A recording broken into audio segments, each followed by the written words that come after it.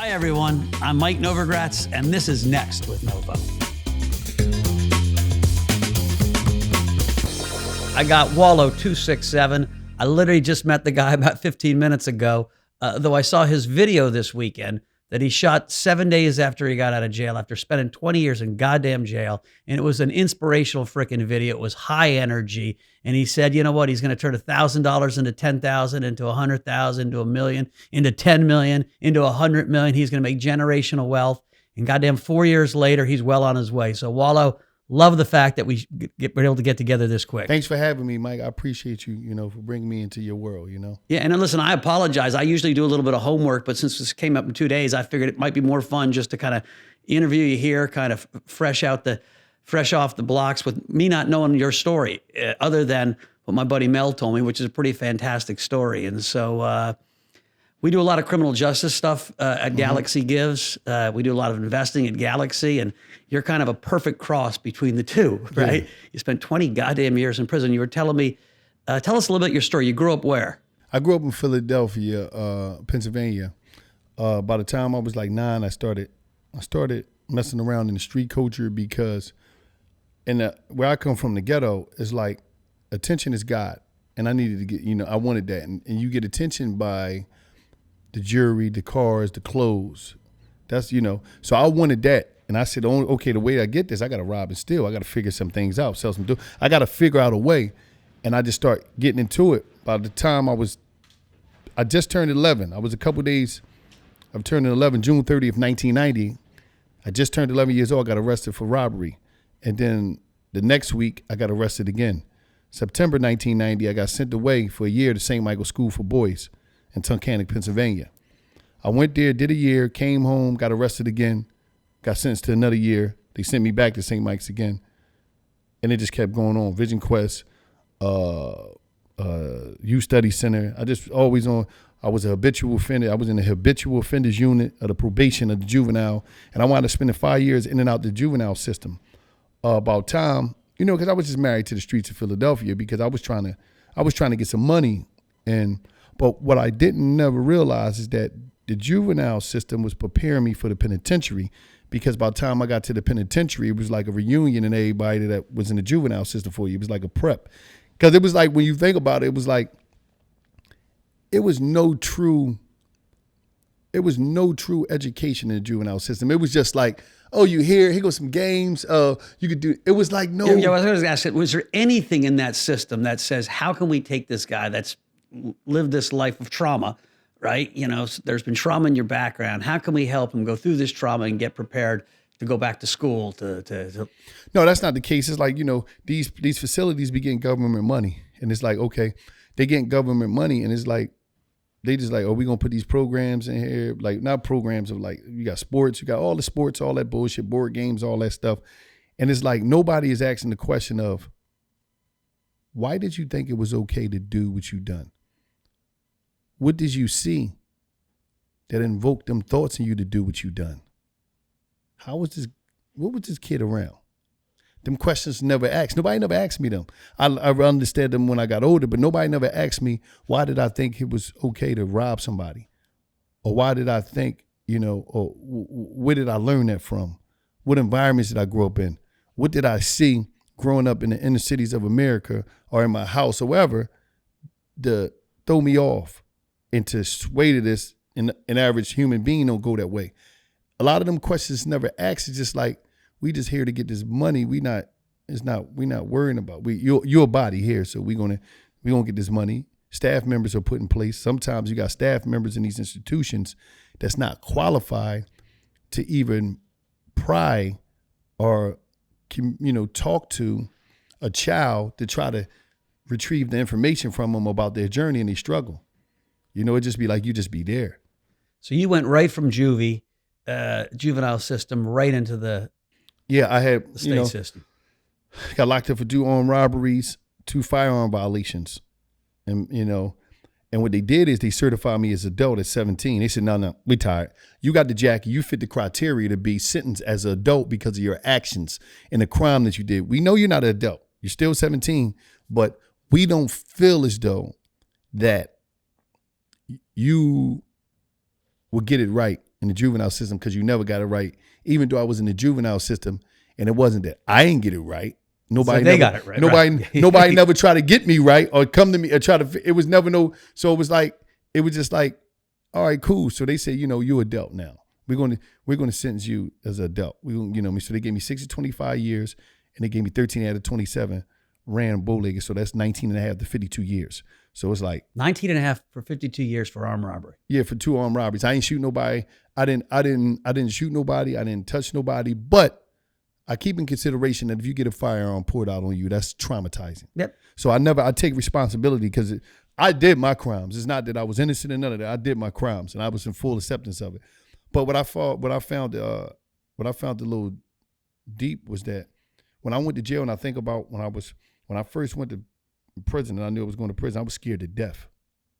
Because even though I know a lot of dudes, you still be scared because I'm thinking of the movies and how they educate us that I'm going to get raped, big bubby. So you just be scared, you be paranoid, and then I'm a kid still. Now I'm like, I'm a kid, I'm going into the penitentiary. So for a while, they had me on the unit until I turned 18 with other kids that was from all over the state in Pennsylvania that was certified as an adult too. Some was doing life, some was doing 50 years, whatever.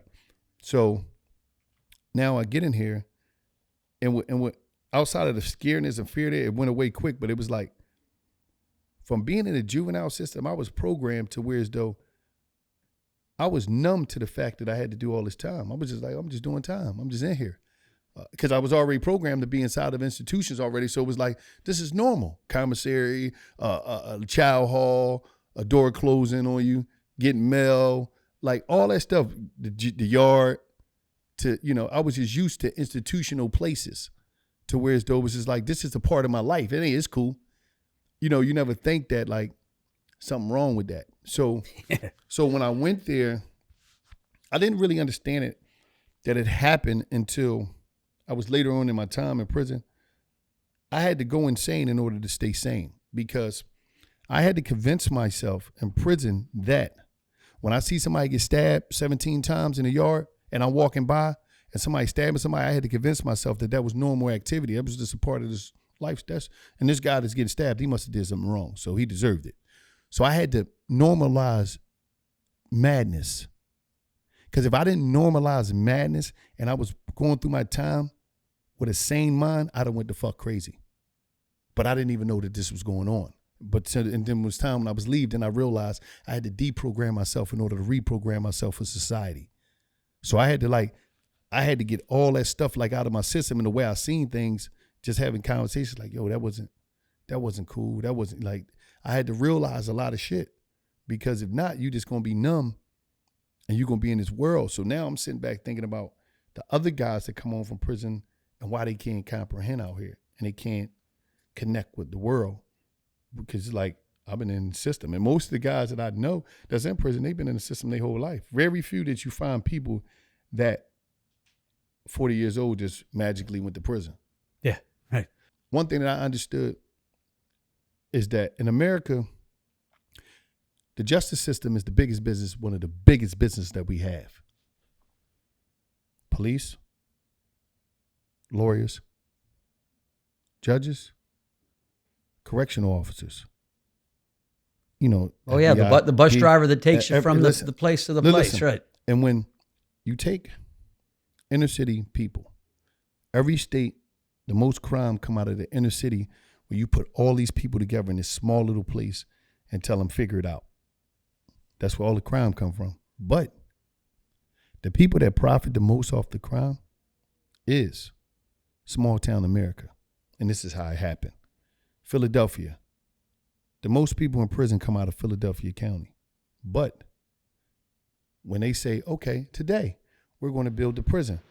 The prison that they build in this prison in the middle of Pennsylvania, the Dallas, the Coke Townships, the Somersets. And when we build this prison in this land, we're going to go get with a farmer. We're going to rent his land from him, and we're going to bring these, drop and put it like Legos, put this prison together. Then come a gas station.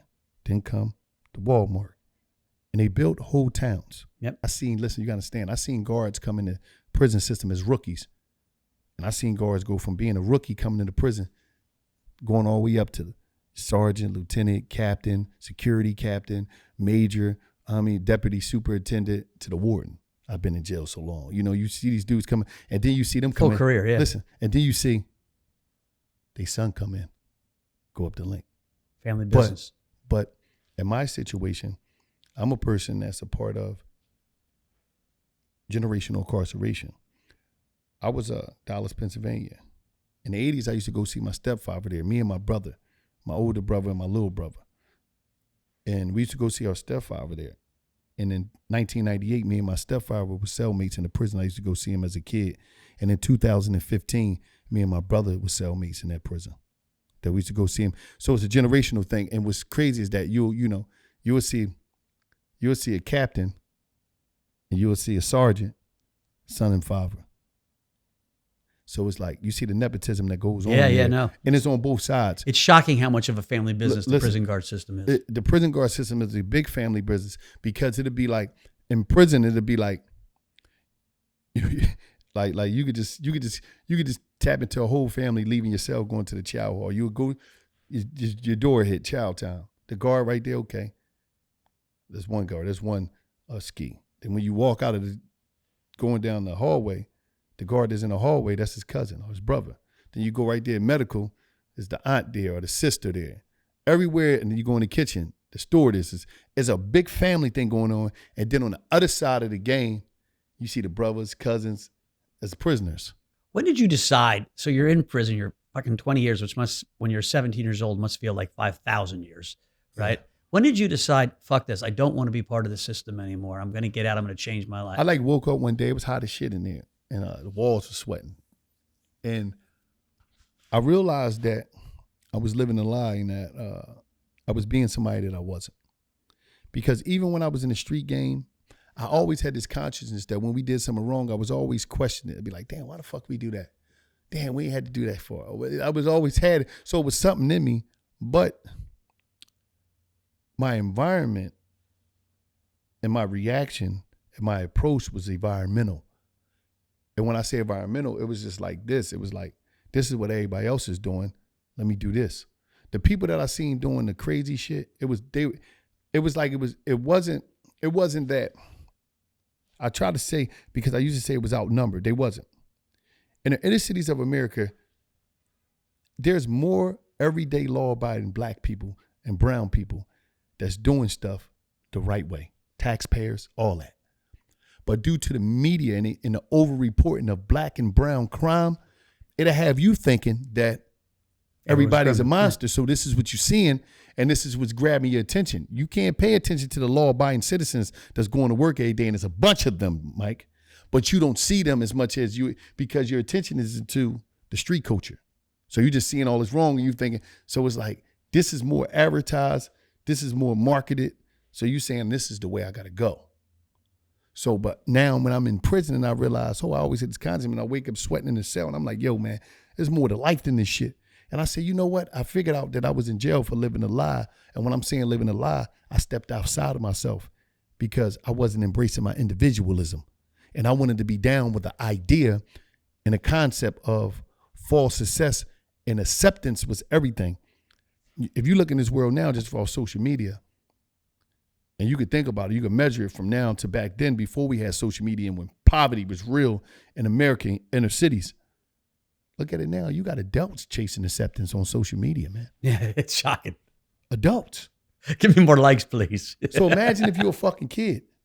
It's not even about money. Yeah. It's not even about financing, making sure your family is, have financial freedom. It's about just so back then, that was like people knowing you having certain clothes on, you having jewelry on, that's what it was about. Like, so it was just different, So it was like, I woke up in that cell and I said, man, I'm done with this shit. Was there meditation? Was there did you go through a process? You just said, fuck it, I'm tired of this. Mike, you get tired, man. Like me, I got tired, and I wanted more, and I wanted life. And I used to watch one of my favorite dudes in the world, man. I always said I'm gonna get out and meet him, but he's not here no more, rest in peace. Anthony Bourdain was one of my favorite people. Yeah. And some of the things that I'd done when I came home from prison was based off of that. I used to watch his shows religiously in jail, The Parts Unknown, No Reservation, The Layover. This dude was amazing. And what was amazing about him is that, he used to get high, came back, got it together, and he introduced people to new thoughts, new ideas, new cultures, and that was everything to me. I was like, this fucking guy's amazing. So when I came home from prison, I was like, man, I'm getting on that time. But it wasn't like I used to just read books. I read everything I could read. Like I say, I wasn't in jail. I was in Yale. I wasn't in prison. I was in Princeton. I wasn't in State Penn. I was in Penn State. See, I wasn't a dude that just sat around and chill. I was the guy that was around there. I was reading. I was thinking. So you got out at 37. When were you ready to get out? And I don't say that facetiously, like you had these realizations. You're like, fuck it. I'm ready to change my life. I'm ready to kind of go. Was that 32? Was it 27? Was it 36? No. I never was ready to get out. I mean, the reason I say that is because the most scariest day of my prison sentences was the day that I got out. And the reason it was scary because it was like, no matter what I told my grandmother, no matter what I told my family, no matter what I told my counselor, no matter what I told the parole board about how I changed and how I was this, that, and the third, I didn't come up against anything to say I changed yet. I haven't been challenged. So I'm scared to death because I know what I want to do. I believe in it, but I'm like, yo, how am I going to react when life comes? And when I say life come, I'm talking about not having things, trying to figure it out, but I was a dude that didn't have a lot of things. I didn't have to worry about, I never used drugs. I never drank in my life, never smoked a cigarette in my life. So I didn't have to worry about that shit. Never smoked a cigarette, never did drugs, never drank. Most of my homies did it. And I was a dude that used to get people home and make sure they was cool. That's crazy. I didn't have no kids. So it was a lot of things that I didn't have on me that I had to worry about. So it was like, all right, cool. So I'm coming home and I'm scared to fucking death because I'm like, I told all these people that I'm going to be, that I'm this person that I'm telling who I am. And it's like, yeah, the marketing is good of that person. The letters you write, the conversation is right, but you're not going to find out that you're that person until you run up against adversity and you run up into real life shit out here. And who'd you have waiting for you when you got out? Who picked you up at the prison? My sister from another mother, Latifah. I call her T Murder, man. This is somebody that is real close to me. Matter of fact, she just called me not too long ago. T Murder was like, a sister, man, just came through for me, and always was, there for me. But she picked me up and went to my grandma's house. So you had some infrastructure to. I got paroled to my grandma. What happened was, at first the first time they denied my parole because I was gonna go to a halfway house. They was like, they want you to go somewhere else, and then I don't, God bless her. My aunt wound up dying in my grandma's house. My Aunt Ruby, and I wound up getting paroled to that room. She died in that room actually, and my grandma got me a little twin size bed, and I was just happy. And I went home to my grandma's house, and I just started. The way I started off was I was selling my T-shirts. That's how I started making men's. And I had took a slogan. The TV show is always sunny in Philadelphia. Yep. I took it and flipped it and said it's always money in Philadelphia, and I would sell them shirts, and that's how I would get. I'm talking about. Start off with like 20 shirts or whatever and just keep flipping it. And that's how I made my ends meet. So I want to rewind real quick because there was something you said that's just sitting in my head. So your aunt passed, which freed up a bedroom at your grandmother's house. If your aunt hadn't passed, what happens to you? I don't know because I didn't really, like a lot of people, like this how it go, Mike. Say I know you're a friend or you're a family member. You really love me. You love your cousin Wallo, Mike, but it's like, when the parole people come to your house, they come to your house, say, yeah, because they got to do a home check first. So because you'll put on your paper in jail, like I'm going to my cousin Mike's crib, pick up his information. They'll call you, yeah, Mike, can we come over and check the crib? Now, when they come over and check the crib, you don't know who's coming. And people, and this is stories, that was told, like, and it'll be like, a parole man might be coming, we come to your house anytime we want to. You can't have no guns in here, you can't. And you're like, hold the fuck up. I'm not in jail. Yeah, right. So you be like, well, no, he can't come here.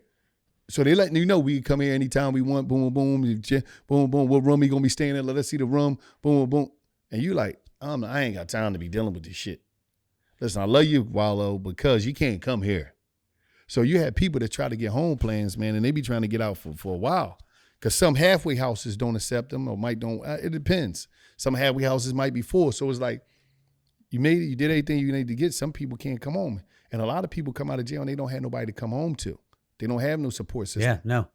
I mean, you got some people do so much time in jail, they come home, everybody dead that they know, So it's like, it's just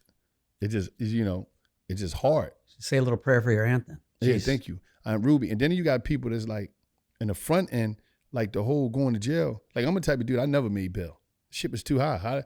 Listen, if I'm living in the inner city and I'm here, I'm here for trying to rob somebody for a couple dollars or something, whatever I'm doing, how the fuck I got a, $100,000 to pay for bail? Where the fuck I'm gonna get that from? It's like, I'm like, so you'll be sitting in jail for 2 years waiting to go to trial like this.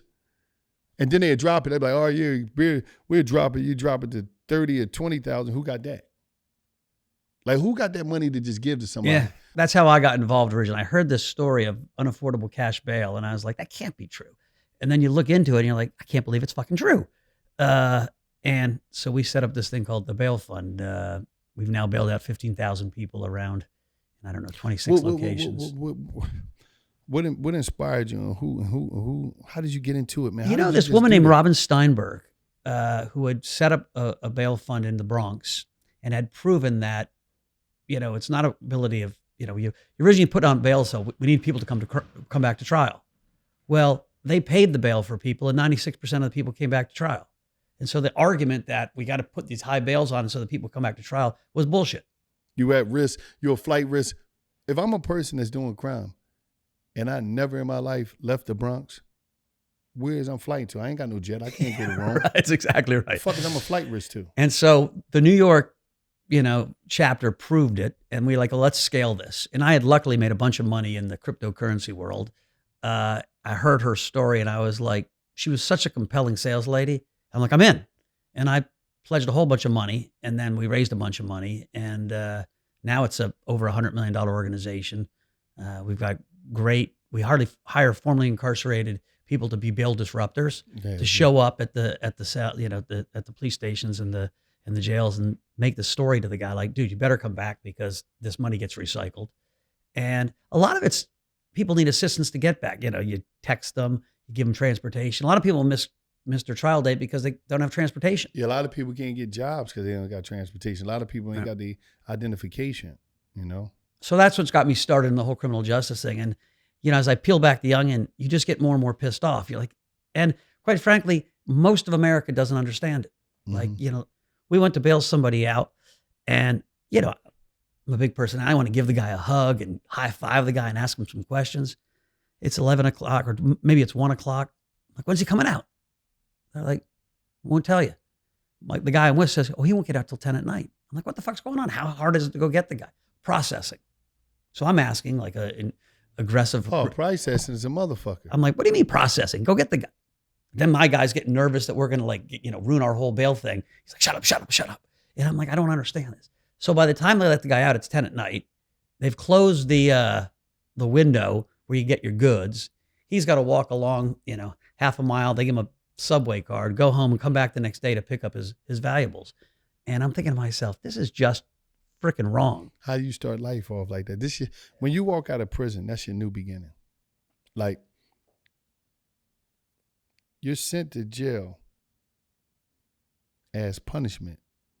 And they say that when you go to jail, you're paying back your debt to society. You're giving. So when you walk out of jail, supposed to be brand new.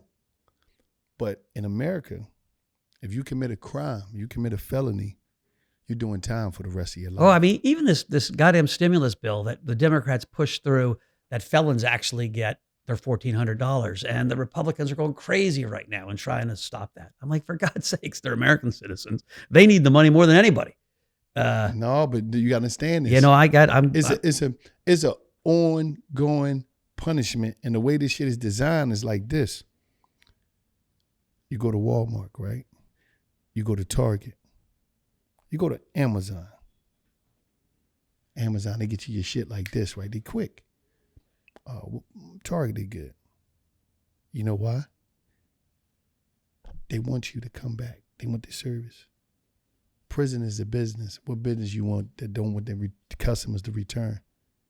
It's like you're not in prison. It's not like you're in prison learning code and learning this and learning that. You're learning some shit that's dinosaur. Like, it's dinosaurs in there. Like you turn into a dinosaur because the only thing you know is from when you got arrested. You coming home and you don't know what the fuck's going on out here. Dudes don't even know how to operate a phone. And it's life like what you do. What do you do now? Some people is in jail like, fuck it, I did too much time. I'm going out there rob me a bank. I ain't got time. How I'm gonna start over? My life is over. When I'm done, I'm gonna figure this shit out. I'm gonna try to do something. So it's just deep. It's a deep thing, and it's only a certain people that's getting affected by this shit. You know what I mean? So 267, everybody thought that was Philadelphia. Turns out that was my prison number, DG 2670. You know, and I got that number back in like 97. And so Wallo267, that's just to remind you like where the fuck you've been? No, what it do is it remind me where I come from and where I ain't going back to. You know, that 267 is on my name. So it's like, it's just a reminder of that shit.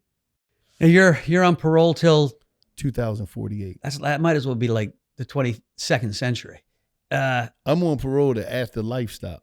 Yeah. You know, so it's like, so we're gonna get you off parole. We're gonna work on this. You know, some things it's gonna happen. You know? Yeah.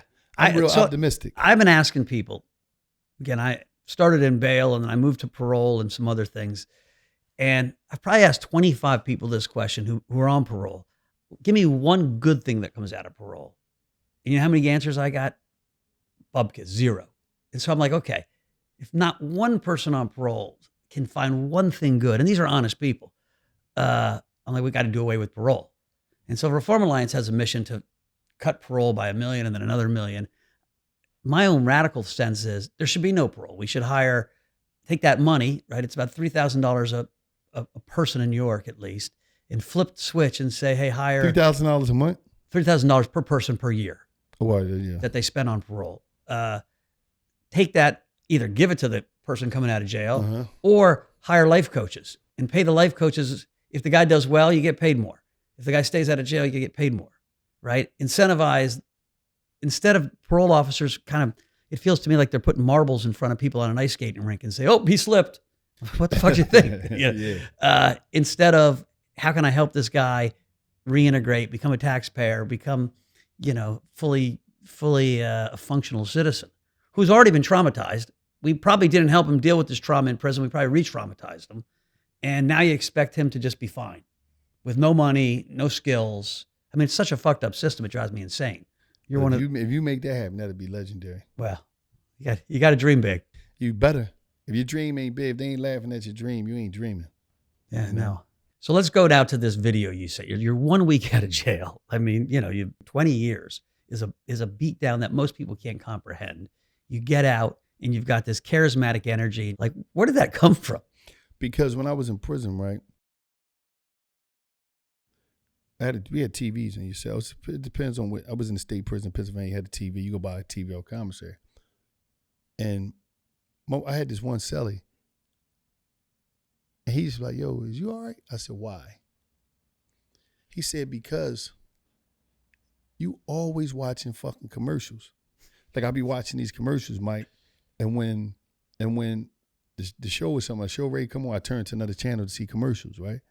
He's like, what the fuck is the matter with you, man? You just check the channel all day watching commercials. I said, no, it's something about this. I'm trying to figure something out. I said, because every time I went to McDonald's, that burger ain't never fucking looked like that. And then I used to write shit down. I got a thing called the Book of Life. And in the Book of Life, that was that book that was on there with that money. It was the book there. There's a Book of Life where I used to write notes down. And I used to write it down. I used to be like, hold up. I watched 15 commercials, and most of them had red in there. What is this about? I write it down. And I started studying marketing. And then I realized that it was an advertising firm that did that McDonald's commercial. It wasn't McDonald's. So I started realizing shit. Then I read a book called Damn Good Advice by George Lois. He's the guy that they did the show Mad Men off. And I started understanding that shit more and more. So I said, okay. I got this shit. I know what's going on. I know why red is important. I know why this is important. I know yellow. So it was a lot of things I just started learning. So to me, it was like, in America, if you understand advertisement, marketing, you can sell shit to a diarrhea ass on the toilet. That's the key to all this shit. It's about how do you market something? How do you market an idea? How do you give value to it? See, marketing can give value to this air that's in my hand right now. If I could tell Mike, I say, hey Mike, I need you. What? I need you to give value to this. I need you to talk about this air. and we got to set up something so we could buy this air. How can we do that? If I get the right people to market it, it's a wrap. So now if I got something that you can see, I'm going to bring you on as a Bitcoin salesman. Listen, obviously. That's what I've been doing. A friend of mine was talking about that. He was like, it's just like invisible. It's some invisible shit, but people with value gave it value. Yeah. I was just with a friend of mine. Value comes from social construct. Yeah. Value exists because we say it exists. Give us a little bit about the business. So you came out, you said you're going to make this money. What was your first? I started getting speaking engagements. I started doing a bunch of them. Speaking engagements, people getting me for ads. And then one of the biggest things that happened for me was the podcast. I partnered up with Barstool Sports. And so now you've got a media company or media brand. Is that how you think of things? Yeah, I'm just like a walking media company, walking, talking. All you need is this. That's all you need is this. With this, a bank account, LLC, tax ID number, you can do. So now we're not going to just thank your aunt. We're going to thank Steve Jobs as well. I always thank Steve Jobs. Steve Jobs is like I did a post the other day, and I said it's Revenge of the Nerds right now. Yeah. I said, yeah. And I told him about the movie because a lot of people don't know what that is. So I educated him. I said, right now it's about Revenge of the Nerds. It's not about the cool people. The cool people don't make the world shake. The thinkers, the people that's classified as nerds, they run this shit. Everybody that could thinkers rule the world. And it's about making it happen. And because the nerds created this and everybody got this in their pocket. Everybody. So it's like you can't live without this. They run everything. Elon Musk, the creating this great technology, so when you see it, Jeff Bezos, when you see these guys, and I'm not saying only people that smart as nerds, but that's how it was clarified, the people that think. So it's like. I know Jeff Bezos, he was a nerd. Oh, it was cool. Okay. But when you think of this stuff, Mark Zuckerberg. Nerd. What's my name? Dorsey from Twitter. Yeah. You know what I mean? So it's like Jack Dorsey. So it's like, you just, you see it, and it happened. But it's happening out here, and people is taking their lives back, and they getting out here and they fucking living. And that's what I market. Live your fucking life. Activate your fucking button. Now, what do you want to do now? So 4 years out, you got momentum. Like when you think ahead, like what's next? One thing about me, I just like to grow. And I'm going to turn into, I'm a connector. I like to connect people and ideas together. And I'm an amplifier. I like to amplify shit. So I'm real creative, but it's not like me. I'm the guy that like to be, even though I do what I do on social, I like to make the moves behind the scenes and really, I like to Phil Jackson shit. Who are your heroes? My grandma. I'm gonna tell you this. One thing about her was that she's somebody that, that always seen me doing wrong, and I always seen her doing right. And she used to always tell me all the time that, like, one day you're going to get it right. I got it right. But I used to be scared to death when I was in prison because every time I would talk to her, she'd be like, well, baby, I ain't going to be here by the time you get back because I never told her how much time I was doing. So that used to pain me. And then when I came home and she realized what I was doing, and I was on the paper, front page. She was just so happy. But it was like that lady right there epitomized struggle. She epitomized dedication, discipline, and I never seen nobody like her. She worked every day, 7 days a week. Brought her home like a year later in an all-white neighborhood in Philadelphia. She had 2 kids, man. $5 came from the South, and she made it happen. She never made an excuse. I don't even think I seen my grandma cry probably once when my uncle died. She just was a person that just like, there was no fucking excuses. Like, and that's why I get my like, just like that grind to keep going, to go, you know what I mean? Cause she don't play no games. She like 5 heroes to me, Awesome. All right. Best book you read in the last 2 years or 5 years? Book that changed your life. I'm gonna say one of the best books that I've read is a couple. You got Contagious by Jonah Berger, and you got That Damn Good Advice by George Lois. Them 2 major books, you know what I mean? They were strong. They were some strong books, and it wasn't just about life changing. It was just about, they were so informative about what was going on out here, and it just opened my eyes to so much shit.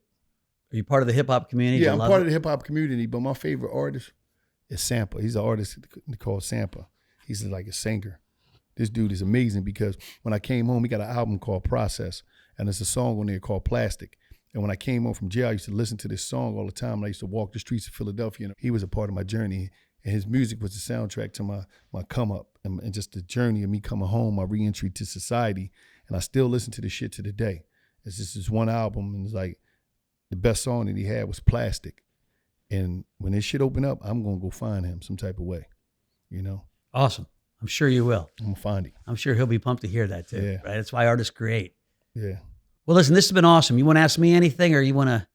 I mean, I really listen. I'm an investor. I've made a whole lot of money just trusting my gut in life. Pulling the trigger. But it's intuition. Like I was one of the first investors in Bitcoin, one of the first investors in psychedelic, mushrooms to use to cure depression. I've invested in movies that have won, and I would literally invest in you. If I could buy stock in Wallo267, We'll figure it out. I'll be buying. I will. We'll figure it out. But I'm gonna ask you a question. What do you want that you don't have?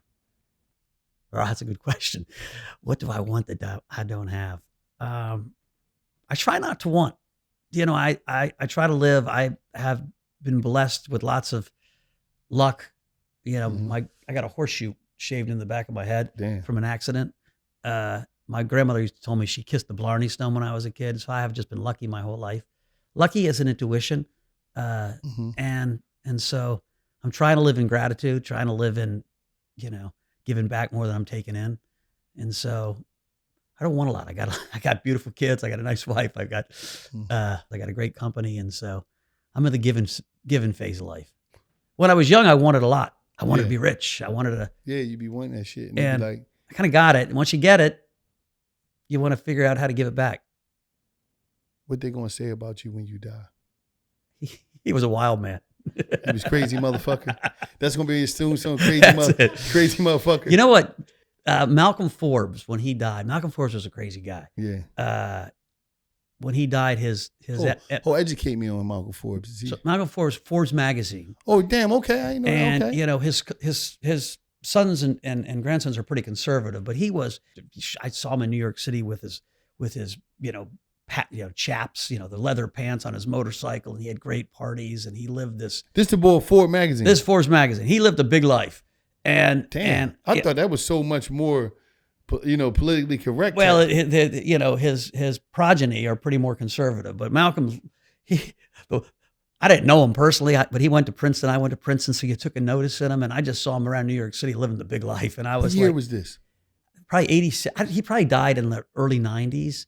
But on his tombstone, I remember it said, "While alive, he lived." Damn, that's strong. And I love that. That's what I want people to say about me, that he went for it, he lived. What university you wrestled for? Princeton. Was you good? I was good, not great. I was the. You wasn't Olympics, okay. I was an Eastern champ. That ain't bad. Yeah, I was almost an All-American, but being an almost All-American is like, who cares? Yeah. I took the team to the Olympics in 2012. I was the team leader, they call it, but I got an Olympic outfit. I marched in the opening ceremonies. I walked in with Kobe, which was one of the great memories of my life. That's legendary. He literally called me over. He said, I'd met him 2 days before with some of the wrestlers, and he called us over. We're walking in this parade, and he let most of the basketball players go ahead. He said, come here. You want to have fun? I say, walk in with me. So we walk into the London Stadium with Kobe. Every camera on the planet is on. It's on you. So you in all type of footage. And we're waving me, and my phone is buzzing in my ass. And when I finally, leave him, it's my son saying, Dad, stop waving. You're not an athlete. Stop waving. But I had the beret on, so no one could tell I wasn't an athlete. I was out there. Yeah. I didn't know Kobe Bryant other than that one moment, but what a gracious, lovely moment. Yeah. And I got the picture. Yeah. A lot of fun. That's deep, man. Well, awesome. Thank you. I really man. loved it. I enjoyed this shit. I keep going. I really enjoy it. You ever need anything? You got a fan here, an investor? We'll work something out. We'll figure something out. We can figure something out. I'm in. We're going to do something, Mike. You know what I mean? Something that's going to be humongous because we both adventurous, crazy motherfuckers. You know what I mean? And I think we'll do some shit, get some traction, and we out of here. Do some that evaluation to go to the moon, and the next thing you know, we out of here. You know what I mean? Going long, Wallo267. The one last piece of advice that I'm going to leave you with is you die once, but you live every fucking day. So live it like it's your last day on earth. And your dreams is closer than you think. But if you care about opinions, if you care about what they saying, if you value others' thoughts of you more than you value your thoughts of you, you're fucking done. You ain't gonna get a chance, and you're gonna be a fucking loser. So get out there and live your fucking life. I love that. Be well.